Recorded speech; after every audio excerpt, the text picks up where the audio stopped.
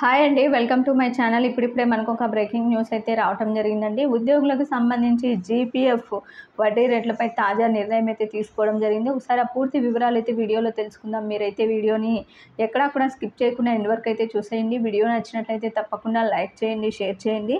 ఇక 2024 ఏప్రిల్ నుంచి జూన్ వరకు కూడా జీపీఎఫ్ అంటే జనరల్ ప్రావిడెంట్ ఫండ్ సహా ఇలాంటి ప్రావిడెంట్ ఫండ్ పథకాలు వర్తించే వడ్డీ రేటును ఆర్థిక మంత్రిత్వ శాఖ ఒక ప్రకటనలో అయితే తెలపడం జరిగిందండి.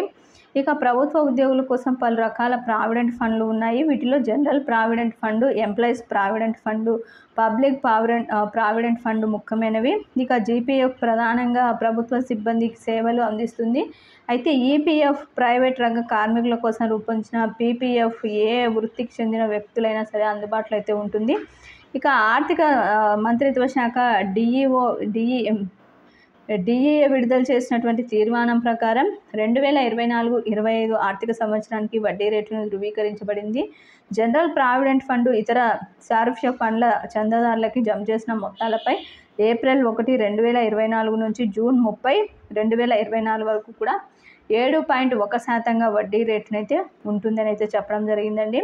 ఇక 2024-25 సంవత్సరంలో జనరల్ ప్రావిడెంట్ ఫండ్ ఇతర సారూప్య ఫండ్లు చందాదారులకి జమ చేసే మొత్తాలపై 7.1% చొప్పున వడ్డీ ఉంటుందని అయితే వెల్లడించేసిందండి.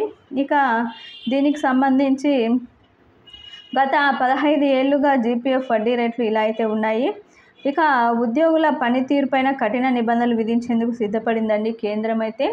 ముఖ్యంగా ఉద్యోగులైతే సమయం కంటే వెనుక వచ్చే సమయం కంటే ముందే వెళ్ళిపోతున్నారని చెప్పి కేంద్రం అయితే వీటిపై ఫోకస్ అయితే పెట్టింది.